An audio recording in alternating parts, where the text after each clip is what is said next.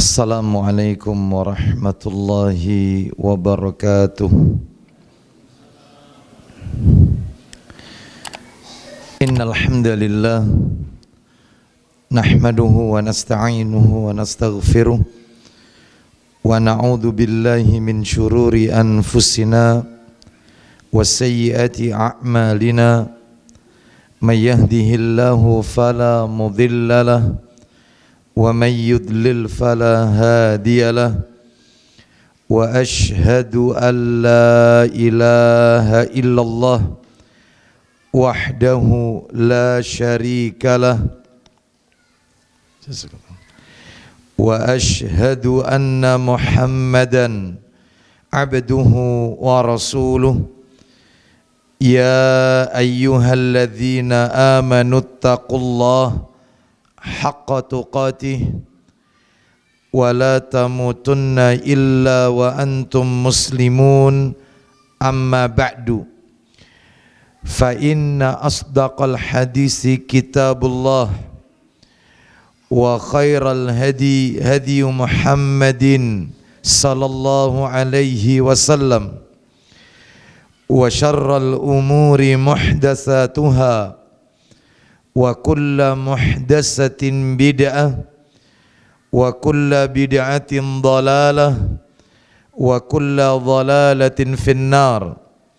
Ikhwan wa akhwati fillah, bapak-bapak, ibu-ibu, kaum muslimin dan muslimah, jamaah salat maghrib Masjid Imam Syafi'i yang semoga dimuliakan oleh Allah Subhanahu wa ta'ala. Tidak ada kata yang patut kita ucapkan di malam hari ini melainkan rasa syukur kita kepada Allah Tabaraka wa Ta'ala atas segala karunia nikmat yang telah Allah berikan kepada kita, yang tentunya kita tidak akan pernah mampu, tidak akan pernah bisa menghitung-hitung nikmat tersebut. Allah Subhanahu wa ta'ala menegaskan di dalam ayatnya, wa in ta'uddu ni'matallahi la tuksuha, dan jika kalian menghitung-hitung nikmat Allah maka tentu kalian tidak akan pernah mampu, tidak akan pernah bisa menghinggakannya atau menghitung-hitungnya. Mulai kita bangun dari tidur sampai kita tidur kembali, bahkan tidur itu sendiri merupakan bagian dari karunia nikmat Allah yang wajib untuk kita syukuri. Kita tidak diperintah oleh Allah untuk menghitung-hitung nikmat, tetapi kita diperintahkan oleh Allah untuk mensyukuri nikmat-nikmat tersebut.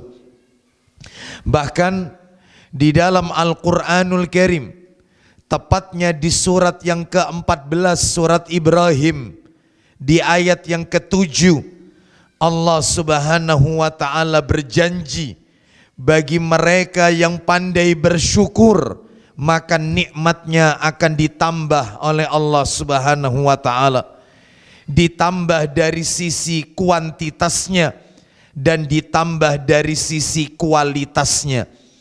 Ditambah dari sisi kuantitasnya, jumlah nikmatnya ditambah, dan ditambah dari sisi kualitasnya, nilai keberkahan dari nikmat tersebut itu pun ditambah oleh Allah.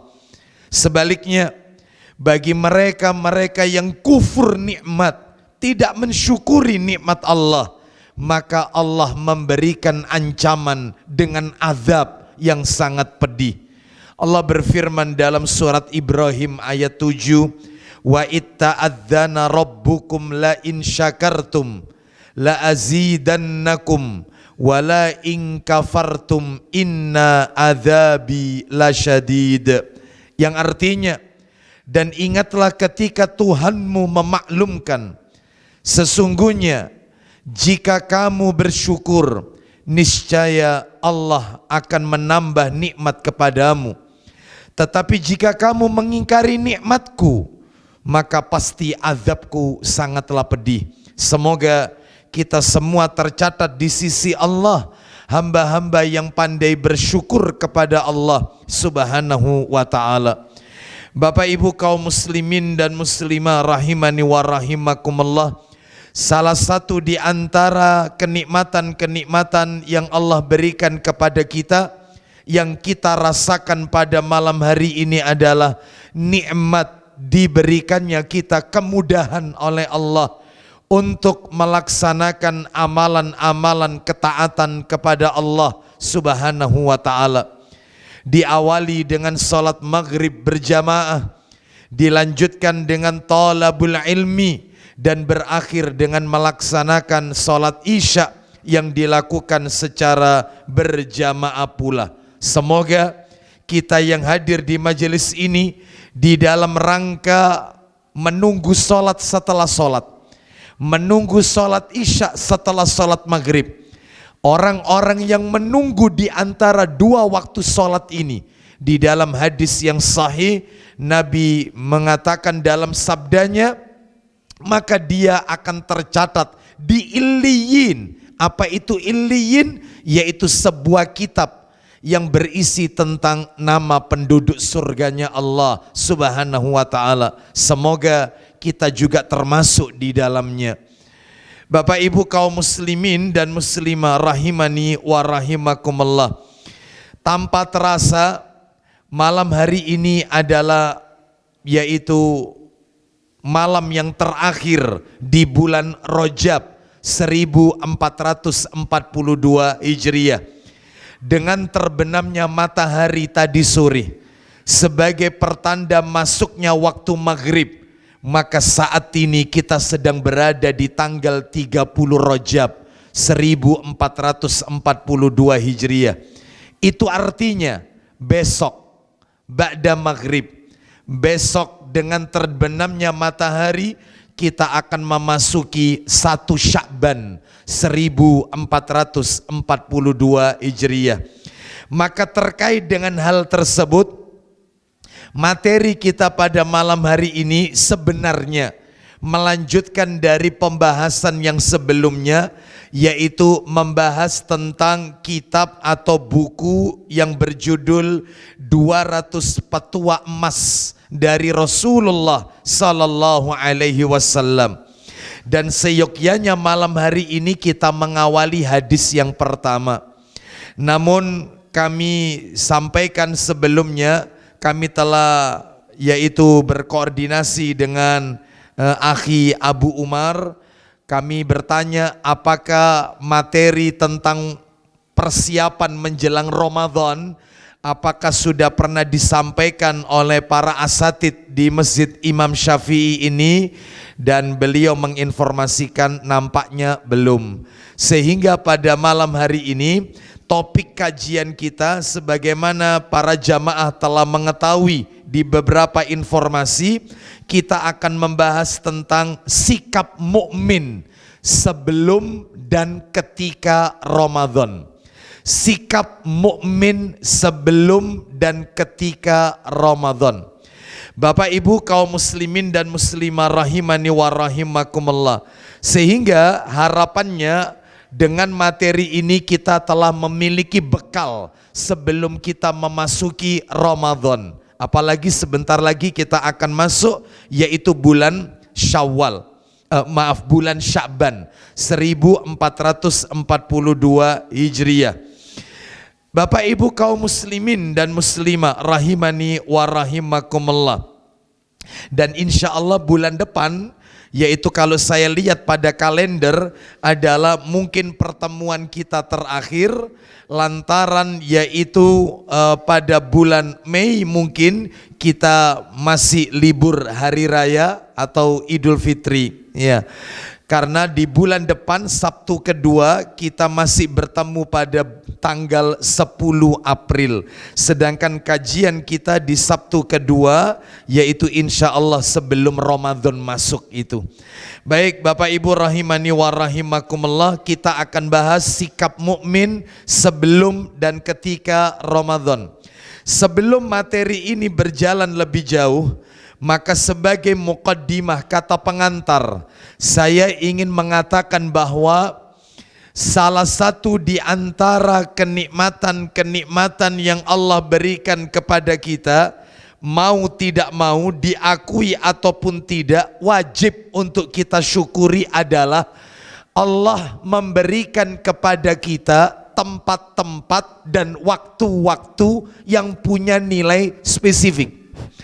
Allah memberikan kepada kita tempat-tempat dan waktu-waktu yang punya nilai mustajabah, yang punya nilai keberkahan. Contoh, Allah memberikan kepada kita tempat yang spesial, tempat yang punya nilai spesifik. Misalnya Masjidil Haram. Orang yang sholat di Masjidil Haram maka pahalanya 100.000 kali ketimbang sholat di masjid-masjid yang ada di muka bumi ini, kecuali Masjid Nabawi dan Masjidil Aqsa. Bahkan kalau kita mau berhitung, satu kali sholat, sekali sholat di Masjidil Haram 100.000 kali. Kalau sehari kita sholat 5 waktu, kita tidak bicara yang sunnah, yang wajib saja. Subuh, zuhur, asar, maghrib, isya. 100.000 kali kali 5, 500.000 kali. Maka kalau kita mau berhitung dengan kita sholat di negeri kita, kalau kita sholat berjamaah di masjid pahalanya 27 kali ketimbang sholat sendiri. Itu kalau di masjid di mana kita tinggal. Maka jika kita kalikan dalam sehari 27 dikali 5 waktu berarti 135. Maka tinggal dibagi saja, butuh waktu berapa lamakah kita sholat di negeri kita yang setara dengan sehari di Masjidil Haram. Maka kalau kita hitung 500.000 dibagi 137 akan ketemu angka butuh waktu 10 tahun kita sholat di negeri kita, itu sama dengan sehari di Masjidil Haram. Ini yang namanya nilai spesifik, nilai yang penuh berkah. Bapak Ibu sekalian, itu belum sholat tarawihnya di Masjidil Haram, itu belum sholat witirnya, belum qobliyah ba'diyah. Maka tentunya akan lebih banyak lagi pahala yang Allah berikan. Apalagi di dalam Masjidil Haram bukan hanya masjidnya, ada tempat-tempat di dalam Masjidil Haram yang punya nilai berkah. Ada Hajar Aswad, ada multazam, yang multazam ini letaknya antara Hajar Aswad dengan pintu Ka'bah, yang kalau kita berada di situ kita disunahkan untuk melakukan iltizam. Tempatnya namanya multazam. Apa itu iltizam? Menempelkan dada dan pipi kita di tempat itu sambil berdoa kepada Allah. Ada rukun Yamani yang kata Nabi dalam hadisnya yang sahih, sekali usap peluntur dosa. Ada sumur Zam-Zam, ada air Zam-Zam yang kata Nabi minum air Zam-Zam, ma'u Zam-Zam 5 syuribalahu. Air Zam-Zam itu berkhasiat sesuai dengan tujuan orang yang minum. Ada Safa, ada Marwa, yaitu di tempat sa'i, yang doa mustajab di tempat tersebut. Itu baru Masjidil Haram. Ada lagi tempat spesial yang Allah berikan kepada kita, yaitu Masjid Nabawi yang ada di kota Madinah, Madinatul Rasul, kota Rasul sallallahu alaihi wasallam. Yang di dalam Masjid Nabawi juga banyak tempat-tempat spesifik. Orang sholat di Masjid Nabawi, sekali sholat 1000 kali. 1000 kali. Kalau Masjidil Haram 100.000, ini 1000 kali ketimbang kita sholat di masjid-masjid yang ada di muka bumi ini, kecuali Masjidil Haram dan Masjidil Aqsa. Nah, kalau kita mau berhitung lagi, sekali sholat 1000, 5 kali sholat 5 waktu berarti 5.000. Sedangkan kita sholat di negeri kita, sekali sholat berjamaah 27, dikali 5 135, tinggal dibagi saja. 5.000 dibagi 135 akan ketemu angka butuh waktu seperti sholat di Masjid Nabawi 37 hari. Sebulan lewat sepekan. Kita sholat di Imam Syafi'i, sebulan lewat sepekan sama dengan sehari di Masjid Nabawi.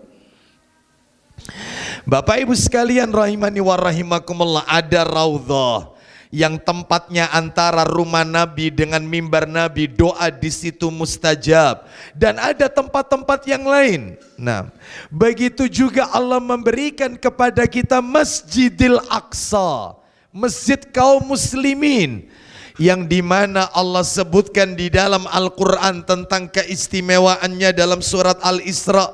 Subhanalladzi asra bi'abdihi laylam minal masjidil haram ilal masjidil aqsa alladzi barakna haulahu linuriyahu min ayatina innahu huwas samiul basir. Maha suci Allah yang telah memperjalankan hambanya pada suatu malam dari Al-Masjidil Haram ke Al-Masjidil Aqsa, Baitul Maqdis, Palestina, yang telah kami berkahi sekelilingnya. Palestina, negerinya para nabi dan rasul. Nabi Ibrahim alaihissalam, banyak para nabi-nabi berasal dari negeri tersebut. Negeri Syam ya, terutama Syam yang dimaksud di sini adalah, yang ditekankan adalah Palestina. Karena Syam itu 4 negara, yaitu yang pertama Libanon, yang kedua Yordania, yang ketiga Syria, yang keempat Palestina. Ini Syam, 4 negara. Maka yang lebih ditekankan itu adalah Palestina.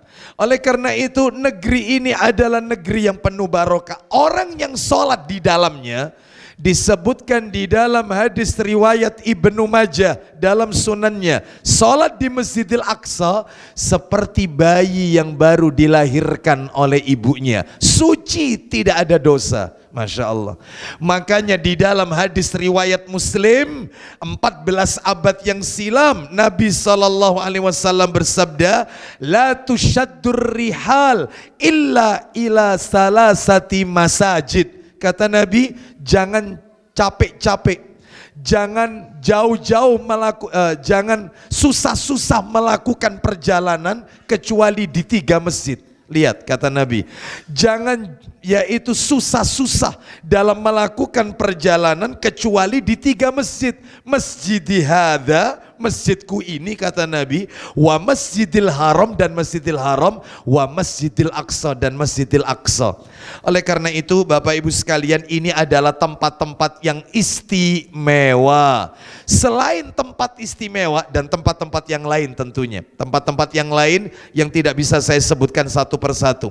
Selain Allah memberikan tempat-tempat yang istimewa, Allah Subhanahu wa ta'ala juga memberikan kepada kita waktu-waktu yang punya nilai spesifik, waktu-waktu yang punya nilai keberkahan. Contoh, dalam setahun 12 bulan, diawali dari Muharram, berakhir dengan Zulhijjah, Allah berikan kepada kita waktu spesial yang disebut oleh Nabi Sayyidus Syuhur, rajanya bulan, penghulunya bulan. Bulan apakah dia? Ramadan. Penghulu bulan ini, tuannya dari seluruh bulan. Lalu kemudian dalam sepekan Allah berikan kepada kita hari istimewa. Hari tidaklah seorang muslim meninggal di hari itu maka kematiannya tercatat sebagai husnul khatimah, dan dia yaitu terhindar dari fitnah kubur. Artinya diberikan kemudahan dalam pertanyaan kubur. Bahkan Nabi Adam alaihissalam pun wafat, diciptakan oleh Allah pada hari itu. Nabi Adam alaihissalam dikeluarkan dari surga pada hari itu juga. Nabi Adam taubatnya diterima oleh Allah juga di hari itu. Dan Nabi Adam alaihissalam wafat juga di hari itu. Hari itu tidak lain dan tidak bukan, Rasul katakan Sayyidul Ayyam, tuannya hari, penghulunya hari, yaitu Yaumul Jumu'ah. Bahkan hari Jumat disebutkan sebagai nama surat, salah satu nama surat dari Al-Quran, surat Al-Jumu'ah. Apa ada surat hari Senin? Nggak ada. Yang ada surat hari Jumat. Istimewa ini. Ya. Bahkan Bapak Ibu sekalian rahimani wa rahimakumullah, tidaklah terjadi hari kiamat kata Nabi kecuali di hari Jumat. Jumat kapankah? Wallahu a'lam. Yang tahu hanya Allah Azza wa Jal. Baik, dalam sepekan ada hari istimewa hari Jumat. Dalam sehari 24 jam. 24 jam. Ada jam-jam spesial. Ada jam-jam yang punya nilai spesifik, nilai keberkahan. Jam berapakah dia? Sepertiga malam yang akhir menjelang subuh. Nah, karena doa seorang hamba diterima oleh Allah Subhanahu wa taala. Ini menunjukkan kepada kita berarti ada waktu-waktu yang punya nilai keberkahan. Salah satunya yang akan kita bahas pada malam hari ini, sikap mukmin sebelum Ramadan berarti Sya'ban, dan ketika Ramadan nanti bulan depan, yaitu April kita akan masuk di bulan Ramadan. Baik, maka karena materinya adalah sebelum dan ketika Ramadan, saya bagi dua materinya supaya enak, urut tidak melebar kemana-mana. Saya bagi yang pertama dulu, saya bahas sikap mukmin sebelum Ramadan, sebelum dulu. Yang kedua baru kita akan jelaskan sikap mukmin ketika Ramadan. Baik, Bapak Ibu kaum muslimin dan muslimah jamaah Masjid Imam Syafi'i rahimani wa rahimakumullah. Kita bahas yang pertama sikap mukmin sebelum Ramadan. Alhamdulillah sesaat lagi kita akan masuk bulan Sya'ban. Besok malam insya Allah tanggal 1 Sya'ban. Apa yang harus kita lakukan? 5 hal. 5 hal yang disebutkan oleh para alim ulama sebelum ketemu Ramadan. Mumpung kita masih di awal-awal ini, tidak ada kata terlambat. Persiapkan mulai saat ini. 5 hal sebelum masuk Ramadan berdasarkan hadis-hadis Nabi yang sahih. Kita lihat apa saja 5 hal itu. Yang pertama, yang harus dilakukan atau yang disiapkan oleh seorang mukmin sebelum Ramadan. Yang pertama adalah memperbanyak puasa sunnah, saum sunnah. Memperbanyak saum sunnah di bulan Sya'ban. Diperbanyak, ditingkatkan. Mana dalilnya memperbanyak saum-saum ya, siam, puasa-puasa sunnah di bulan Sya'ban? Dalilnya saya akan berikan 3 dalil. Mudah-mudahan 3 ini mewakili. Sebenarnya banyak dalilnya. Mudah-mudahan ini mewakili 3 ini. Dalil yang pertama, silakan dibuka kitab Sahih Targhib wa Tarhib, jilidnya jilid yang kedua. Sudah saya siapkan itu, tinggal dibuka saja talinya. Yaitu di dalam kitab Sahih Targhib wa Tarhib, hadis riwayat An-Nasai nomor 1022. Silakan dibaca dari Usama bin Zaid radhiyallahu an. Silakan. Aku berkata. Dari mana dulu dibaca?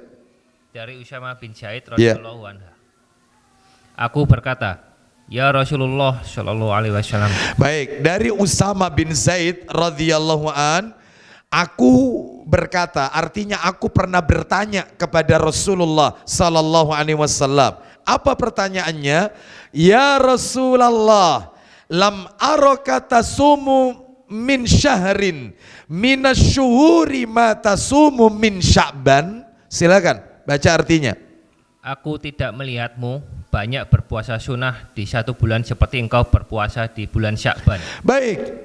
Usama bin Zaid radhiyallahu an bertanya, aku tidak pernah melihatmu, wahai Rasulullah, aku tidak pernah melihatmu berpuasa yang paling banyak dalam sebulan kecuali puasamu di bulan Sya'ban. Nabi tiap bulan berpuasa Bapak Ibu, cuman yang paling banyak itu di bulan Sya'ban. Seakan-akan Usama bin Zaid radhiyallahu an bertanya, apa alasanmu? Kenapa? Kalau sudah masuk bulan Sya'ban, engkau memperbanyak puasa, itu kenapa? Itu maksud pertanyaannya. Bapak Ibu tahu jawabannya Nabi sallallahu alaihi wasallam. Nabi menjawab dengan 3 yaitu alasan. 3 argumen. Kenapa beliau memperbanyak puasa di bulan Sya'ban? Alasan yang pertama kata Nabi adalah dzalika syahrun yaghfulun nasu anhu baina Rajab wa Ramadan. Ini alasan pertama. Ya. Silakan dibaca. Itu adalah bulan yang dilalaikan oleh manusia. Tolong kalau ada jangan dipotong. Beliau sallallahu alaihi wasallam bersabda, ada ya? Ya, dibaca saja, jangan dipotong. Dibaca apa adanya di situ. Silakan. Beliau Rasulullah sallallahu alaihi wasallam menjawab. Ya, silakan, apa jawabannya? Itu adalah bulan yang dilalaikan oleh manusia. Ya. Diangkat di antara Rajab dan Ramadan. Baik, alasan yang pertama, bulan Sya'ban itu adalah bulan yang sering dilalaikan oleh manusia. Letaknya Sya'ban antara Rajab dengan Ramadan. Nah, nanti saya jelaskan apa maksudnya perkataan Nabi, sabda Nabi, Sya'ban itu bulan yang sering dilalaikan oleh manusia. Nanti, alasan yang kedua sekarang, Nabi mengatakan, wa huwa syahrun turfa'u fihil a'malu ila rabbil alamin. Silakan.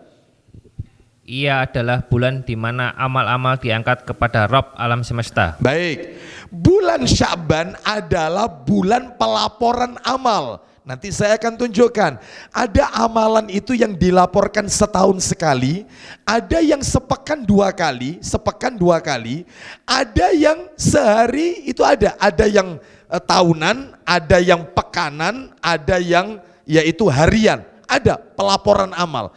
Lah ini yang sedang kita dengarkan barusan ini adalah pelaporan amal tahunan. Setahun sekali seluruh amalan hamba naik menghadap Allah Subhanahu wa taala. Naik, diterima oleh Allah. Ya, amal kebajikan, amal soleh diterima oleh Allah Azza wa Jalla. Bulan Sya'ban. Alasan yang ketiga kata Nabi, fa'uhibbu an yurfa'a amali wa ana shaim. Silakan. Maka aku ingin amalku diangkat sementara aku dalam keadaan berpuasa. Baik, aku ingin ketika amalku itu diangkat, aku sedang dalam keadaan saum, sedang dalam keadaan berpuasa. Baik Bapak Ibu sekalian, hadis yang baru saja kita dengarkan mengandung beberapa pelajaran. Ini hadis pertama ya, kan tadi saya janjikan ada 3 dalil. Ada 3 hadis yang terkait memperbanyak puasa sunnah di bulan Sya'ban. Ini baru yang pertama. Kita bahas dulu pelajarannya dulu. Kata para alim ulama. Pelajaran yang pertama. Rasulullah sallallahu alaihi wasallam di dalam hadis tadi menjelaskan bulan Sya'ban adalah bulan yang sering dilalaikan oleh manusia, di mana mereka tidak mengagungkan bulan Sya'ban sebagaimana mereka mengagungkan bulan Rajab dan Ramadan. Lihat Bapak Ibu, kalau sudah masuk Rajab, kata mereka Rejeb, rame-rame puasa, poso Rejeb, Rejepan, rame. Ya. Kalau sudah Sya'ban, tenang. Ya. Ramadan puasa jelas wajib karena rukun Islam soalnya. Sya'ban yang ada di tengah-tengah mereka tinggalkan, mereka lupakan. Mereka tidak agungkan bulan Sya'ban dengan memperbanyak puasa sunnah di dalamnya. Oleh karena itu katanya para alim ulama, padahal menghidup-hidupkan waktu atau menghidup-hidupkan amalan yang sering dilalaikan oleh manusia, itu pahalanya besar Bapak Ibu. Saya ulang ya, menghidup-hidupkan waktu yang sering dilupakan oleh orang atau menghidup-hidupkan amalan yang sering dilalaikan oleh manusia, ganjaran pahalanya besar. Contoh, kita pergi ke pasar, Bapak Ibu ke pasar. Anda tahulah bagaimana orang di pasar. Ketika selama di pasar, Anda tetap berzikir, menyebut, mengingat Allah Subhanahu wa taala. Terus dengan zikir-zikir yang Nabi sukai. Di saat manusia di pasar itu sedang lalai mengingat Allah, yang mereka ingat adalah urusan perkara duniawi. Sedangkan Anda di pasar itu tetap mengingat Allah, besar ganjarannya. Termasuk contoh yang lain, sholat tahajud. Di saat manusia terlelap dengan tidurnya, Sebagian orang ada yang terlelap dengan begadangnya, ada yang sebagian, naudzubillah, maksiat malam harinya, sedangkan kita terbangun mengambil air wudhu, sholat. Di saat manusia terlelap dengan tidur, ada yang disibukkan nonton bola, ada yang disibukkan dengan begadang di warkop-warkop, ada yang disibukkan dengan maksiat, naudzubillah. Dan kita tetap mendekatkan diri kepada Allah di saat manusia tergiur dengan perkara-perkara yang sia-sia. Besar ganjarannya. Makanya jangan kaget kalau sholat tahajud itu satu-satunya sholat sunnah yang Allah letakkan dalam Al-Quran. Sholat yang lain gak ada, hanya tahajud saja di dalam Al-Quran. Oleh karena itu ini menunjukkan, ayo kita hidup-hidupkan Sa'ban yang tinggal ada di depan mata ini. Besok malam kita sudah masuk Sa'ban. Nah, maka dengan memperbanyak puasa sunnah di dalamnya. Siap kira-kira ya? Insya Allah. Yang kedua, ini maksudnya yang kedua pelajarannya, bukan hadisnya, bukan. Yang kedua pelajarannya masih hadis yang pertama ini. Di dalam hadis ini menunjukkan kepada kita tentang fadilah, keutamaan yang begitu besar bulan Sya'ban. Kenapa? Karena berbagai macam amalan-amalan saleh diterima oleh Allah Subhanahu wa taala. Pelaporan amal itu ada 3 waktu. Ada yang pelaporan tahunan, ada yang pelaporannya itu pekanan, ada yang pelaporannya itu harian. Yang tahunan Sya'ban, setahun itu naik. Tahunan ini Sya'ban. Nabi sendiri tadi yang mengatakan. Yang kedua pekanan, hari Senin dan hari Kamis. Makanya Nabi suka puasa Senin Kamis. Karena Nabi mengatakan, aku ingin ketika aku sedang berpuasa, amalku diangkat oleh Allah Subhanahu wa taala. Senin Kamis. Hari Senin dan Kamis, sepekan 2 kali.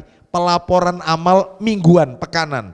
Ada yang harian. Kapan harian ini? Waktu subuh dan asar. Malaikat penjaga subuh yaitu melaporkan. Naam, apa yang dia catat dari perbuatan seorang hamba sampai asar. Lalu malaikat penjaga asar terus silih berganti setiap hari, subuh dan asar. Subuh dan asar, pelaporan amal harian. Ada yang seperti ini. Maka kesimpulannya yaitu kata para alim ulama, mari kita memperbanyak puasa sunnah, saum sunnah di bulan Sya'ban lantaran fadilahnya besar, pelaporan amal. Yang ketiga, yang terakhir dari pelajarannya, hadis pertama ini, di dalam hadis ini disebutkan bahwasannya amalan seorang hamba diterima oleh Allah di bulan Sya'ban, naik menghadap Allah di bulan Sya'ban. Artinya dalam hadis tadi Nabi tidak menyebutkan bulan Sya'ban tanggalnya tanggal berapa. Nggak ada. Nabi nggak pernah mengatakan nisfu Sya'ban nanti amalan. Nggak. Nabi mengatakan Sya'ban. Nabi tidak sebutkan tanggalnya tidak sebutkan. Berarti kalau begitu ya, yaitu tidak boleh bagi kita pilih-pilih tanggal untuk melakukan amal saleh di bulan Sya'ban. Terutama, maaf ini tanda kutip garis bawahi, terutama masih ada di luar sana sebagian kaum muslimin yang mengkhususkan ibadah tertentu di pertengahan Sya'ban, nisfu Sya'ban. Mengkhususkan dengan puasa, malamnya membaca yaitu surat Yasin 3 kali, ya, membaca doa nisfu Sya'ban, lalu kemudian apalagi banyak sekali. Yang seperti ini wajib mendatangkan dalil. Mana dalil sumber Nabi SAW melakukannya. Kalau memang itu baik, kalau itu suatu kebaikan, orang yang pertama kali yang akan melakukannya Rasul dan para sahabat. Makanya di dalam agama kita ini ada satu kaidah. Apa kaidahnya? Kaidah ini dijadikan judul buku oleh ustadz kita.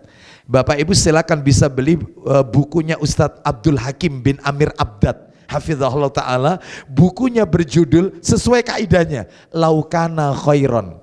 Ya, kaidah dalam agama ini adalah laukana khairan lasabakuna ilaih. Andai kata perbuatan itu baik, niscaya mereka yang pertama kali akan melakukannya. Karena mereka para sahabat adalah orang yang paling haus dengan kebaikan. Jadi jangan ngarang deh, jangan membuat hal-hal baru kecuali harus mendatangkan dalil. Nah, seperti itu. Ya. Baik, jadi Nabi tidak pilih-pilih tanggal di bulan Sya'ban. Berarti seluruh bulan Sya'ban maka semuanya adalah memiliki keutamaan. Baik. Adapun nanti sedikit kita akan singgung gimana kalau mulai puasanya mulai pertengahan Sya'ban. Itu katanya ndak boleh. Nanti saja ya. Kita tuntaskan aja dulu materi ini, nanti kita akan bicara hal-hal yang lainnya. Kita lanjutkan. Sekarang dalil kedua, kan saya janji ada 3 dalil. Dalil kedua, masih amalan yang pertama memperbanyak saum sunnah di bulan Sya'ban. Silakan dibuka hadis riwayat Bukhari, Muslim dan Abu Dawud dalam kitab Sahih Targhib wa Tarhib nomornya 1024. 1024 ketemu? Poin 3A, yang 3A. Ya, silakan dibaca dari Aisyah Ummul Mukminin radhiyallahu anha. Ya, radhiyallahu anhuma. Silakan. Kita doakan beliau dan orang tuanya Abu Bakar As-Siddiq radhiyallahu anhu. Silakan. Darinya, yakni Aisyah radhiyallahu. Aisyah bukan Aisyah. Ya, Aisyah organisasi. Aisyah istri Nabi sallallahu alaihi wasallam. Ya, kenapa merembet ke organisasi? Ya. Baik, kita lanjutkan ya. Ya, itu otonom ya. Silakan. Darinya yakni Aisyah radhiyallahu anha. Aisyah. Taib, barakallahu fiik. Ya.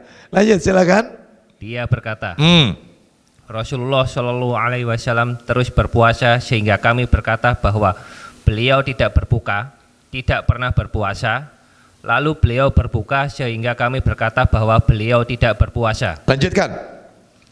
Aku tidak melihat Rasulullah Shallallahu alaihi wasallam berpuasa 1 bulan penuh sekalipun, kecuali bulan Ramadan. Perhatikan kata Aisyah radhiyallahu anha. Beliau mengatakan, "Ma ra'aitu Rasulullah sallallahu alaihi wasallam istakmala siyama syahrin qattu illa Ramadan." Aku, kata Aisyah radhiyallahu anha, aku tidak pernah melihat Rasulullah SAW puasa ngebleng sebulan penuh. Aku tidak pernah melihat Nabi berpuasa sebulan penuh kecuali puasanya Nabi di bulan Ramadan. Full. Itu. Lalu Aisyah radhiyallahu anha mengatakan berikutnya, "Wa ma ra'aituhu fi syahrin aktsara minhu siyaman fi Sya'ban." Silakan. Lanjutannya. Dan saya juga, dan aku tidak pernah melihatnya lebih banyak dalam 1 bulan berpuasa daripada di bulan Sya'ban. Nah, dan saya juga tidak pernah melihat beliau sallallahu alaihi wasallam puasa sunnah dalam sebulan yang lebih banyak daripada saumnya Nabi di bulan Sya'ban. Artinya yang full Ramadan. Sya'ban mayoritas di bulan Sya'ban Nabi memperbanyak saum sunnah, memperbanyak puasa sunnah. Seperti itu. Oleh karena itu maka ini menunjukkan bukti kepada kita, kata para alim ulama, mengandung 3 pelajaran lagi. Yang pertama pelajarannya dalam hadis ini menjelaskan tentang hukum berpuasa di bulan Ramadan. Wajib karena termasuk rukun Islam. Saya tuntaskan sampai pelajaran ini aja, setelah itu kita dengarkan kumandang adzan Isya ya. Jadi yang pertama pelajarannya dalam hadis ini menjelaskan tentang hukum saum di bulan Ramadan. Wajib karena termasuk rukun Islam. Rukun Islam yang keempat setelah zakat dan sebelum haji ya. Yang kedua pelajarannya, banyaknya puasa sunnah di bulan Sya'ban yang dilakukan oleh Rasulullah SAW. Kan banyak beliau berpuasa sunnah di bulan Sya'ban, menunjukkan tentang keutamaan yang cukup besar puasa di bulan Sya'ban. Ya, ini menunjukkan ya Nabi ingin memberitahukan kepada kita pahalanya besar ini. Dan yang ketiga yang terakhir, banyaknya saum sunnah di bulan Sya'ban yang dilakukan oleh Rasulullah SAW menunjukkan tentang pentingnya kita melatih diri kita sebelum masuk bulan Ramadan.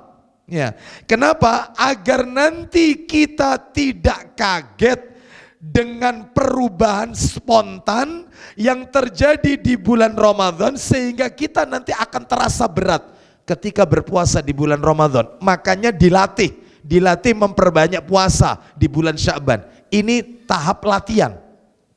Nah, ada seseorang itu yang dia karena tidak terbiasa berpuasa sunnah, begitu masuk Ramadan sakit, kaget, sehingga sekian hari di bulan Ramadan dia tidak tidak puasa, dia harus qadha di hari yang lain setelah Ramadan.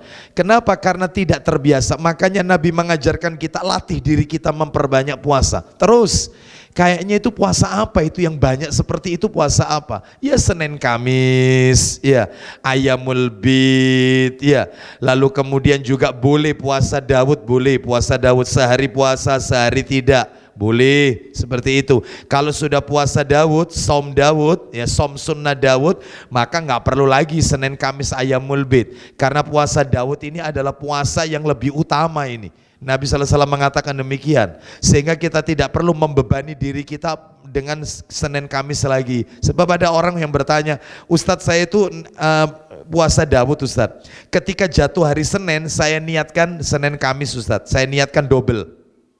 Niatnya dua, niat Senin Kamis sama puasa Daud. Selasanya saya nggak puasa, Rebu saya melanjutkan Daud saya, Rebu. Kemisnya itu kan jatuhnya kan Senin Kemis, maka saya Kemis puasa lagi. Nggak usah sebenarnya, langsung aja nanti Jumatnya. Lu boleh Ustaz? Boleh, karena apa? Karena memang puasa Daud ini puasa yang disyariatkan, nggak apa-apa.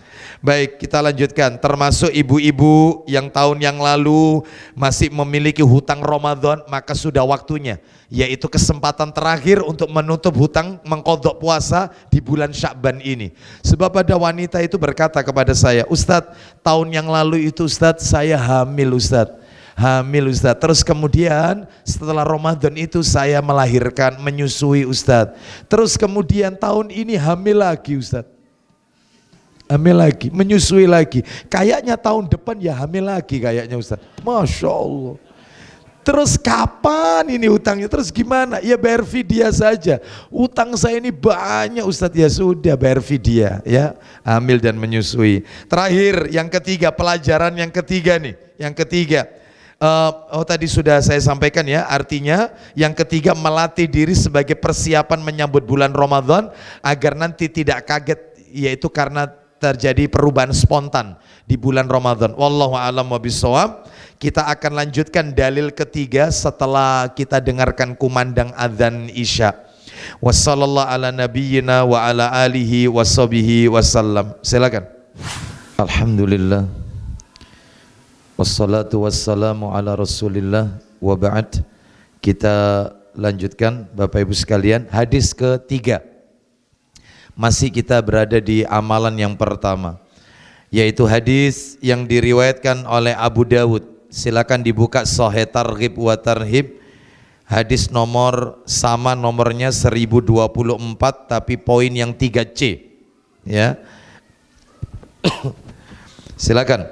Dari Aisyah radhiyallahu anha, sama Ummul Mukminin radhiyallahu anhuma, dia berkata, saya bacakan saja dulu, setelah itu terjemahannya ya.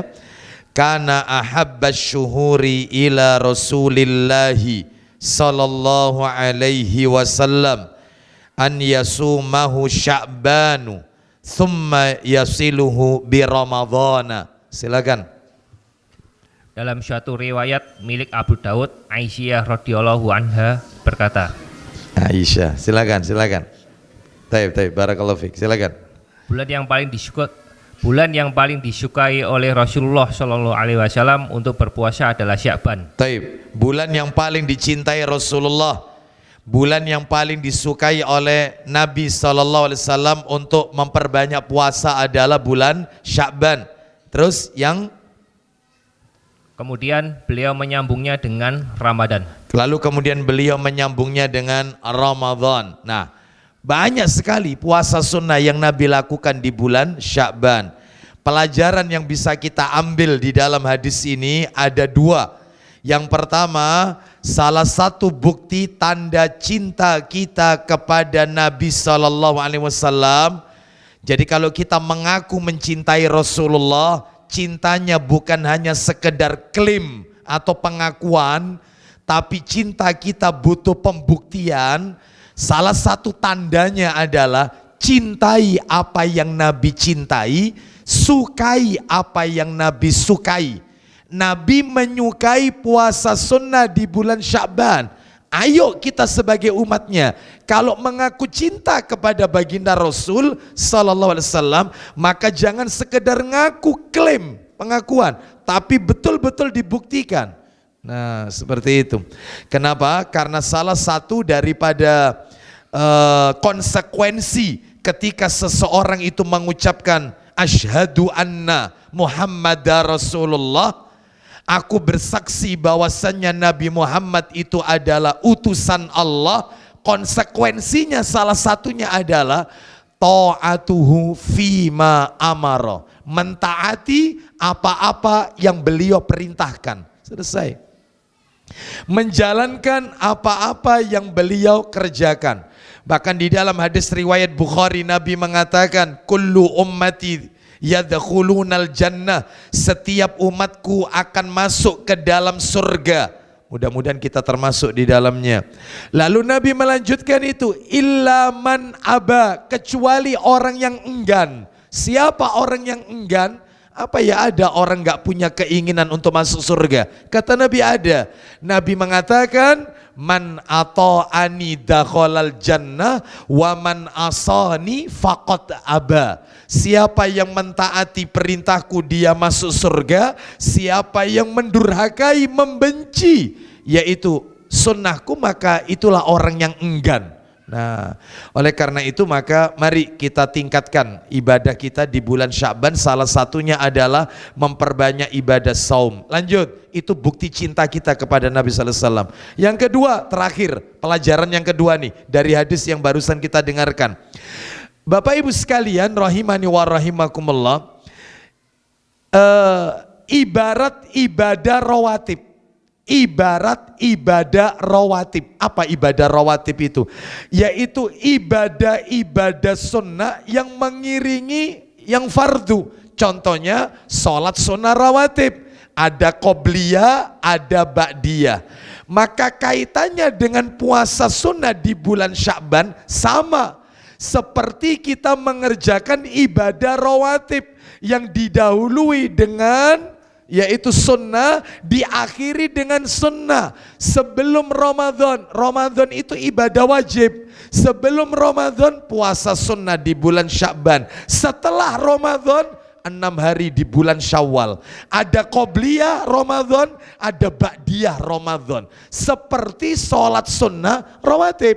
Seperti duhur, ada qobliyah, ada ba'diyah. Sama. Sehingga kata para alim ulama, maka ini menunjukkan kesempurnaan daripada ibadah seorang hamba di bulan Ramadan. Dia dahului sebelumnya Sya'ban, dia akhiri setelah Ramadan Syawal 6 hari.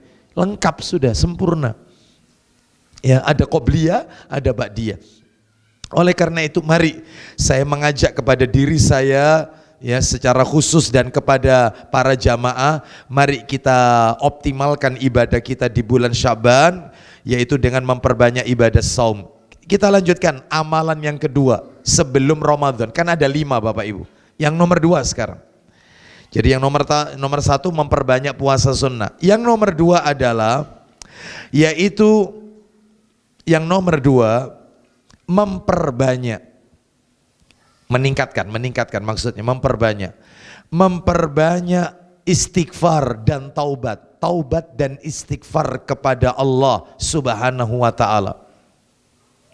Memperbanyak taubat dan istighfar kepada Allah Subhanahu wa taala. Koma ini khususnya yaitu di malam nisfu Sa'ban. Duh, kok pakai khususnya? Sebentar, saya akan tunjukkan nanti dalilnya. Khususnya di malam nisfu Sa'ban. Kapan nisfu Sa'ban? Saya kalau lihat kalender itu nisfu Sa'ban itu kalau tidak salah Itu kalau tidak salah nih ya, itu ada di tanggal 28 Maret, pertengahan Sa'ban itu, 28 Maret, berarti pekan keempat. Ini kan pekan kedua, besok itu kan Ahad kedua, besok Ahad kedua tanggal 14 Maret. Ahad keempatnya berarti tanggal 28 Maret. Nah itu, malamnya itu adalah malam 15 Sya'ban. Memangnya kenapa dengan nisfu Sya'ban ini? Bapak Ibu, kita dengarkan sebuah hadis yang disahihkan oleh Syekh Albani rahimahullah. Di dalam kitab Sahih Targhib wa Tarhib, dibuka hadis riwayat At-Tabrani dan Ibnu Hibban, Sahih Targhib wa Tarhib, nomornya 1026, 1026, 1026. 1026, 1026. Ya. Ketemu. Ketemu ya? Taib. Silakan bisa kita dengarkan dari Mu'adz bin Jabal radhiyallahu an. Silakan baca. Dari Mu'adz bin Jabal radhiyallahu an, dari Nabi Shallallahu alaihi wasallam, beliau bersabda, Allah menengok kepada seluruh makhluknya pada malam nisfu Sya'ban. Baik, perhatikan Rasulullah sallallahu alaihi wasallam bersabda, yattali'ullahu ila jami'i khalqihi lailatan nisfi min Sya'ban. Allah menampakkan diri kepada seluruh makhluknya, hambanya, menengok hamba-hambanya, yaitu pada malam nisfu Sya'ban. Fayakfiru li jami'i khalqihi illa li musyrikin au musyahinin. Silakan. Maka dia mengampuni semua makhluk. Stop. Allah ampuni semua dosa hamba-hambanya, kecuali di malam itu ada dua orang yang tidak Allah turunkan ampunan. Silakan. Kecuali orang musyrik atau orang yang memusuhi orang lain. Baik, yang pertama orang musyrik, pelaku syirik, dan yang kedua orang yang sedang bermusuhan dengan saudaranya, tidak bertegur sapa. Ya, orang yang menyimpan dendam dengan saudaranya, maka malam ini yaitu tidak mendapatkan janji sebagaimana yang disebutkan oleh Nabi dalam hadis ini. Bahkan di dalam kitab Sahih Jami'us Shaghir disahihkan oleh Syekh Albani juga, nomor hadisnya 771, riwayat Baihaqi dari Abu Sa'labah radhiyallahu an, Nabi sallallahu alaihi wasallam bersabda, ya, hadis nomornya 771 ya. Kita lihat katanya Nabi, idza kana lailatun nisfi min Sya'ban, ketika tengah malam nisfu Sya'ban, Allah memperhatikan makhluknya, fayaghfiru lil mu'minin, lalu Allah mengampuni orang-orang yang beriman, wa yumli lil kafirina, dan membiarkan orang-orang kafir, wa yada'a ahlil haqdi, serta meninggalkan orang-orang yang ya ahlil haqdi bihaqdihim hatta yada'u, yaitu serta meninggalkan orang-orang yang hasad dengan sifat hasadnya sampai mereka meninggalkan sifat hasad tersebut. Artinya di malam itu yaitu Allah ampuni semua dosa orang-orang beriman kecuali orang-orang kafir, orang-orang musyrik, dan orang-orang yang masih menyimpan hasad, iri, dengki dengan saudaranya. Nah, apa pelajaran yang bisa kita ambil dari hadis ini? Nah, ini pelajarannya. Yang pertama nih,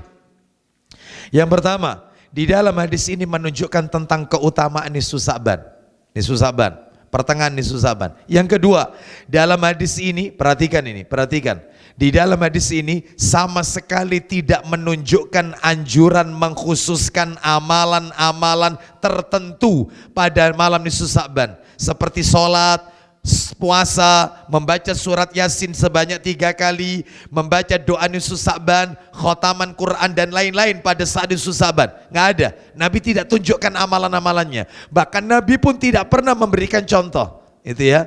Nabi hanya mengatakan keutamaan malam ini saja, tanpa melakukan ritual-ritual tertentu. Ya. Yang ketiga, di dalam hadis ini menunjukkan tentang tercelanya perbuatan syirik dan sesama muslim saling bermusuhan. Yang terakhir di dalam hadis ini menjelaskan tentang kita harus memperbaharui taubat. Itu. Bahkan sebagian ulama mengatakan di dalam hadis ini juga tidak ada indikasi kita harus bermaaf-maafan sebelum Ramadan, karena nggak ada tuntunannya. Maaf-maafan sebelum Ramadan. Kan ada sebagian kaum muslimin kalau mau Ramadan, saya minta maaf ya mumpung belum ketemu Ramadan kalau saya punya salah. Yang namanya minta maaf itu kapanpun di setiap saat, tidak harus menunggu Sya'ban, apalagi nisfu Sya'ban. Tidak, kapanpun saat kita salah ya kita harus minta maaf, ya. Oleh karena itu ini semua tidak diajarkan oleh Nabi Sallallahu Alaihi Wasallam. Lah terus di malam itu kita ngapain? Tadi sudah saya katakan, perbanyak istighfar dan taubat, minta ampun kepada Allah. Karena malam itu Allah ampuni seluruh makhluknya, orang-orang beriman ini terutama. Baik, Allah ampuni dosa-dosanya. Baik, mudah-mudahan Allah Subhanahu Wa Taala mengampuni semua dosa-dosa kita. Kita lanjutkan. Jadi tidak ada amalan khusus ya, tidak ada amalan khusus. Jadi tidak perlu melakukan amalan-amalan yang telah kami sebutkan sebelumnya tadi. Nomor 3 sekarang. Nomor 3, nah ini yang penting ini. Nomor 3.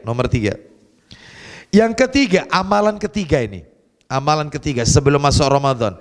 Mempersiapkan ilmu dan pemahaman fikih tentang hukum-hukum yang terkait dengan bulan Ramadan. Bapak Ibu, ibadah tanpa ilmu maka tidak akan diterima oleh Allah Subhanahu wa taala. Orang yang beribadah tanpa didasari ilmu seperti Nasrani. Orang yang berilmu tapi tidak diamalkan seperti Yahudi.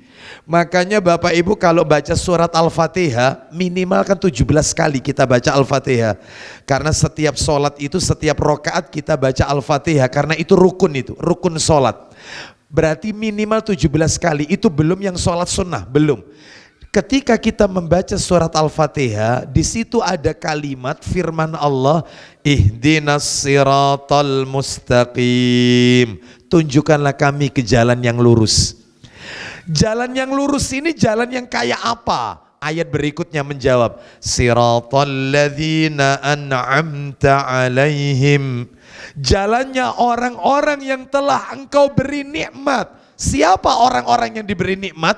Para sahabat, salafus saleh, ridwanullah alaihim ajmain. Terus di dalam ayat berikutnya Allah mengajarkan kita untuk berlindung dari dua kelompok. Ghairil maghdubi alaihim waladdallin. Al-maghdub dan adh-dhallin. Bukan jalannya orang-orang yang engkau murkai dan bukan jalannya orang-orang yang tersesat. Al-maghdub dimurkai, adh-dhallin tersesat. Siapa al-maghdub? Yahudi. Kenapa Yahudi dikatakan dimurkai? Mereka punya ilmu, mereka mengenal Nabi kita seperti mereka mengenal anak-anak mereka, tapi mereka tidak mengamalkan ilmunya, dimurkai. Dan adh-dhallin Nasrani, tersesat. Kenapa Nasrani dikatakan yaitu tersesat? Karena mereka beribadah tanpa ilmu. Kita nggak boleh beribadah, harus dengan ilmu. Sholat ada ilmunya, bagaimana takbiratul ikhram yang benar, apa yang harus dibaca, bagaimana bersedekap yang benar sampai dengan salam, bagaimana menunaikan zakat yang benar, berpuasa Ramadan yang benar itu bagaimana. Ya, apalagi dikait-kaitkan dengan masalah fikih. Fikihnya fikih kontemporer lagi. Yang di zaman Nabi nggak ada. Contoh, ada yang tanya sudah kepada saya, Ustadz nanti kayaknya jatah vaksin itu Ustadz, itu Ramadan Ustadz. Kita sedang puasa, pas puasa kita divaksin. Batal nggak kita ini puasa kita Ustadz? Nah itu. Di zaman Nabi ada yang kayak gini? Nggak ada. Ustadz, saya kalau puasa itu asma saya kambuh, makanya saya itu memakai alat seperti bronchodilator, obat yaitu yang disemprotkan ke mulut untuk penyakit asma. Batal nggak ini? Ustadz, saya diinfus, infusnya ini bukan suplemen makanan, murni obat yang dimasukkan. Batal nggak? Saya diinjeksi, disuntik. Ada di zaman Nabi yang kayak begini? Nggak ada. Butuh ilmu. Ilmu. Makanya saya referensikan Bapak Ibu beberapa buku. Makanya materi nanti kalau tuntas saya akan kirimkan materi ini melalui bentuk PDF. Saya kirimkan ke yaitu saudara kita Abu Umar hafizahullah ta'ala. Jadi ada beberapa buku, di antara bukunya sayangnya ini saya cuma bawa satu, ada 3 buku yang saya referensikan. Silakan boleh dipilih salah satu, syukur-syukur kalau dimiliki semua. Misalnya ini buku yang pertama, ini sudah diterjemahkan semua dalam bahasa Indonesia ini. Yang pertama adalah buku judulnya Majelis Bulan Ramadan, yang ditulis oleh Syekh Muhammad bin Shalih Al-Utsaimin rahimahullah. Majelis Bulan Ramadan, warnanya kebiru-biruan itu, tebal bukunya ya. Yang kedua, Meneladani Shaum Rasul, ini bukunya. Kalau Meneladani Shaum Rasulullah, penulisnya 2 orang muridnya Syekh Albani rahimahullah. Yang salah satunya sudah wafat baru-baru ini ya. Yang pertama Syekh Salim bin Id Al-Hilali hafizahullah ta'ala. Yang kedua Syekh Ali Hasan Al-Halabi rahimahullah, baru saja wafat beliau. Nih ya, 2 orang murid senior Syekh Albani, ini bukunya. Silakan ini. Atau yang ketiga, ustadz kita sendiri yang nulis, yaitu buku judulnya Panduan Lengkap Puasa Ramadan. Penulisnya adalah Abu Abdillah Syahrul Fatwa bin Luqman dan Ustadz Abu Ubaidah Yusuf bin Mukhtar As-Sidawi hafizahullah ta'ala. Nah, ini paling tidak minimal punya salah satu lah. Ya, itu seperti itu. Jadi miliki itu sebagai bekal kita sebelum masuk Ramadan. Ya, harus punya ilmu, sebab beribadah tanpa ilmu maka ibadahnya tidak akan diterima oleh Allah Subhanahu wa taala. Apa katanya Al-Imam Ibnu Qayyim Al-Jauziyah rahimahullah? Beliau mengatakan, al-amilu bila ilmin kasairi bila dalilin. Orang yang beramal ibadah tanpa ilmu bagaikan orang yang berjalan tanpa ada penuntun. Kata beliau, wa ma'lumun anna ataba misli hada aqrabu min salamatihi. Kata beliau berikutnya, sudah dimaklumi orang yang berjalan tanpa penuntun akan mendapatkan kesulitan dan sulit untuk selamat. Jelas harus punya ilmu ya. Makanya ini persiapkan kitab-kitab apa yang mendukung kita untuk melakukan ibadah ini ya, terutama masalah-masalah fikih. Kata Hasan Al-Basri rahimahullah, Hasan Al-Basri, beliau wafat tahun 100 Hijriah, usia wafat 88 tahun ya. Hasan Al-Basri tabi'in, ini seorang tabi'in ya, rahimahullah. Beliau mengatakan, fatlubul ilma talaban la tadurru bil ibadah. Tuntutlah ilmu dengan sungguh-sungguh, namun jangan sampai meninggalkan ibadah. Watlubul ibadata talaban la tadurru bi ilmin. Gemarlah pula beribadah, namun jangan sampai meninggalkan ilmu.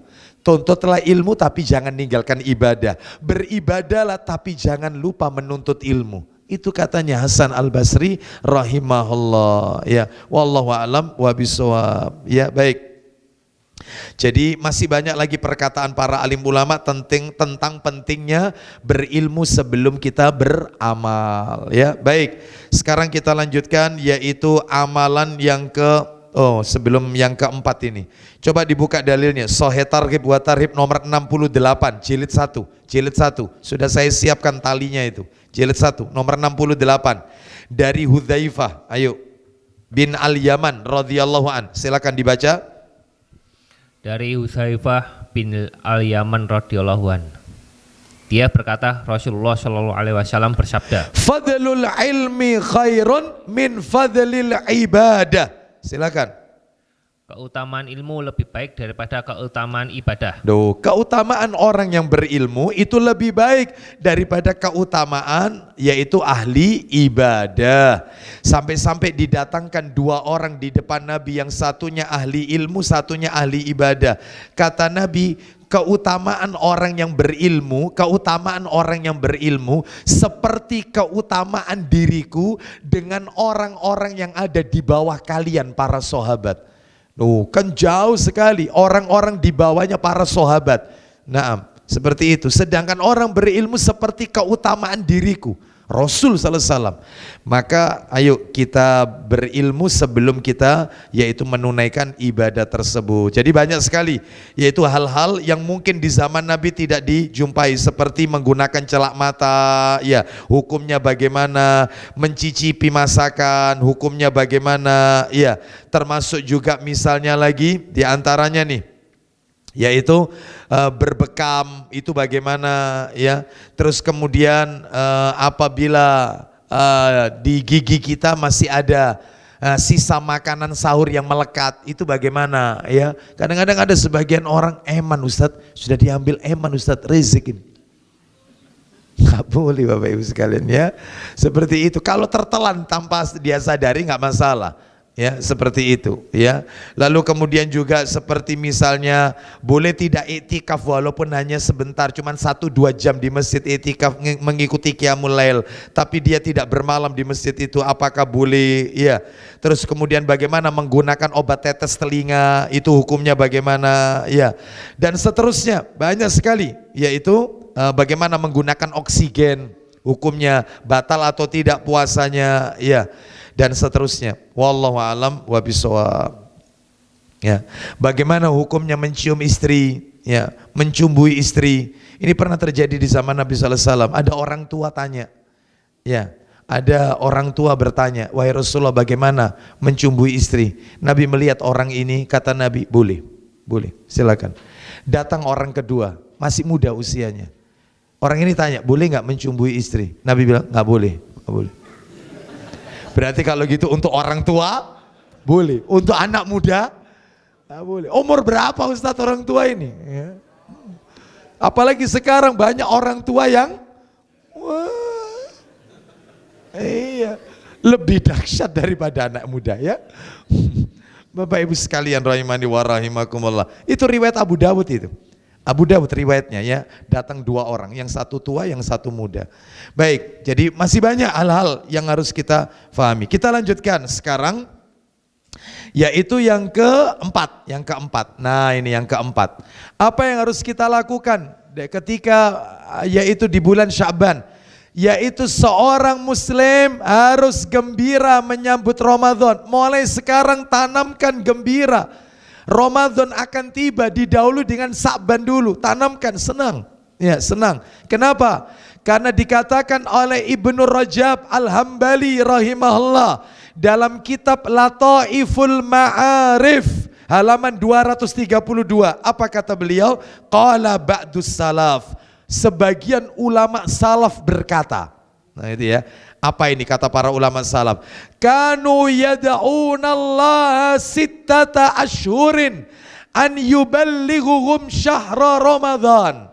Ya, dahulu mereka para ulama salaf berdoa kepada Allah selama 6 bulan sebelum Ramadan agar dipertemukan dengan Ramadan. Jadi 6 bulan sebelum ketemu Ramadan. Berarti 6 bulan itu mulai bulan apa? Mundur aja, sebelum Ramadan Sya'ban, sebelumnya Rajab, sebelumnya Jumadil Tsani, sebelumnya Jumadil Ula, sebelumnya Rabiul Akhir, sebelumnya Rabiul Awal. Mulai di sini itu sudah minta, ya Allah pertemukan aku dengan Ramadan, pertemukan. Loh, terus kemudian berikutnya, summa yad'unallaha sittata asyurin an yataqabbalahu minhum. Kemudian mereka juga berdoa kepada Allah selama 6 bulan setelah Ramadan agar amalan-amalan mereka di bulan Ramadan diterima oleh Allah Subhanahu wa taala. 6 bulan setelah Ramadan, Syawal, Zulqa'dah, Zulhijjah, Muharram, Safar, Rabiul Awal. Ketemu Rabiul Awal lagi. Itu berdoa terus, minta kepada ya Allah terimalah Ramadan kami kemarin ya Allah, yaitu tahajud kami, qiyamul lail kami, ya bacaan Quran kami, ya tadarus kami dan seterusnya, zakat kami, sedekah kami dan seterusnya, ya. Maka tanamkan. Lalu apa doanya supaya kita ini bisa dipertemukan dengan bulan Ramadan? Ada doanya disebutkan, yaitu oleh para alim ulama, disebutkan dalam kitab Ruhus Siyam. Doanya begini, doanya agar kita dipertemukan dengan bulan Ramadan. Allahumma sallimna ila Ramadhana. Saya langsung artikan, ya Allah, selamatkanlah kami sampai Ramadan. Wasallim lana Ramadhana, dan selamatkan bagi kami Ramadan itu. Watasallamahu minna mutaqabbalan, serta terimalah dari kami amalan-amalan kami di dalam bulan Ramadan tersebut. Lah ini khusus. Ada lagi doa yang lain umum setiap melihat kalender Hijriah. Seperti besok, ya, ketika malam itu ba'da maghrib kan masuk 1 Sa'ban besok. Maka ketika masuk kalender baru Hijriah itu ada doanya. Tidak harus mau masuk Ramadan, tiap masuk bulan Hijriah begini doanya. Allahumma ahillahu alaina bil yumni wal iman. Ya Allah, munculkanlah bulan ini, yaitu ia kepada kami dengan keberkahan dan iman.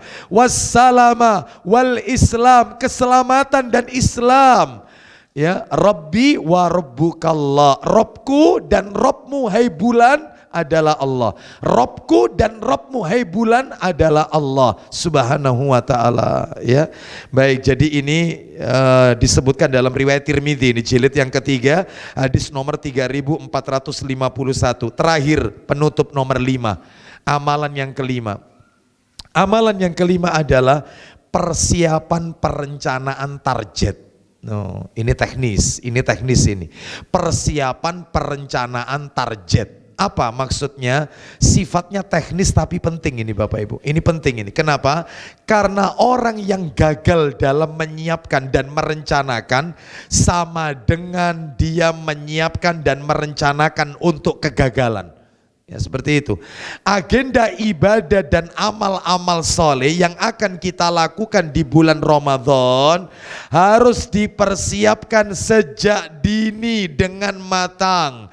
Persiapan perencanaan yang matang akan sangat membantu memaksimalkan ibadah di bulan Ramadan tersebut. Contohnya, tahun ini kita ingin khatam berapa kali? Ya, maaf ini ya, Imam Syafi'i saja rahimahullah di bulan Ramadan 60 kali khatam. Utsman bin Affan radhiyallahu an 30 kali khatam, berarti sehari 1 kali khatam. Itu Imam Syafi'i sehari 2 kali. Ya, Qatadah rahimahullah menghatamkan Quran 3 hari sekali. Jadi kalau sehari 10 juz, 3 hari sekali khotam. Terutama 10 hari terakhir itu baru tiap malam khotam, setiap 10 hari terakhir Qatadah. Begitulah para alim ulama, mereka ndak letih, mereka ndak bosan, Masya Allah. Ya, kuat, ya seperti itu. Lah kita tidak. Tahun yang lalu berapa kali khotam Quran? Alhamdulillah Ustadz, 1 aja belum Ustadz. Ya, terus waktunya untuk apa? Ngapain kita disibukkan, apalagi kalau sudah dekat hari raya? Ngapain kita disibukkan untuk yaitu memikirkan kebutuhan logistik menjelang Idul Fitri? Oh, itu ngapain? Ribut mudik, nggak usah, karena hari raya tidak identik mudik. Optimalkan ibadah untuk iktikaf. Tahun ini saya harus iktikaf, tahun ini harus khatam sekian kali, Ramadan tahun ini harus begini, dan seterusnya. Begitu mestinya. Wallahu a'lam bishawab. Ya, demikian Bapak Ibu sekalian, berarti ada 5. Ini selesai tuntas materi kita sebelum Ramadan. Ketika Ramadan, sampai jam berapa ini kira-kira ya? Ini amalannya Bapak Ibu, ketika Ramadan itu amalannya ada 11. Kira-kira jam 9 lah selesai ya. Nah, karena ini panjang, maka ya kita lanjutkan pada kesempatan insya Allah yang akan datang saja. Jadi 5 hal ini sebelum Ramadan harus kita persiapkan. Masih ingat apa saja tadi? Kita simpulkan, yang pertama memperbanyak puasa di bulan Sya'ban. Yang kedua tadi apa? Yang kedua adalah memperbanyak istighfar dan taubat, ya, terutama yaitu di bulan Sa'ban, khususnya yaitu pada malam nisfu Sa'ban, malam ampunan itu ya, tanpa melakukan ritual-ritual ibadah apapun, karena memang tidak ada diajarkan oleh Nabi. Yang ketiga apa? Mempersiapkan ilmu dan pemahaman fikih seputar bulan Ramadan. Yang keempat apa tadi? Yang keempat, harus gembira dengan datangnya bulan Ramadan, memperbanyak doa agar kita dipertemukan Ramadan di tahun ini. Lalu kemudian yang kelima, mempersiapkan perencanaan target, ya. Wallahu a'lam bishawab. Semoga Allah tidak menjadikan Ramadan kita di tahun ini sebagai Ramadan yang terakhir bagi kita. Semoga Allah masih memberikan kesempatan kepada kita untuk menikmati indahnya Lailatul Qadar pada tahun ini, pada tahun-tahun masa-masa yang akan datang. Baik Bapak Ibu sekalian rahimani wa rahimakumullah, sampai di sini ada yang mau ditanyakan?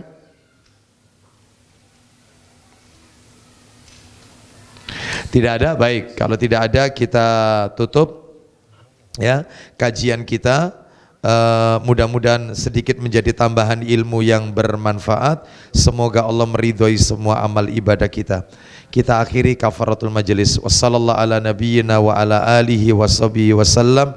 Subhanakallahumma wa bihamdika asyhadu an la ilaha illa anta astaghfiruka wa atubu ilaik. Wa akhiru da'wana anil hamdulillahi rabbil alamin. Assalamualaikum warahmatullahi wabarakatuh.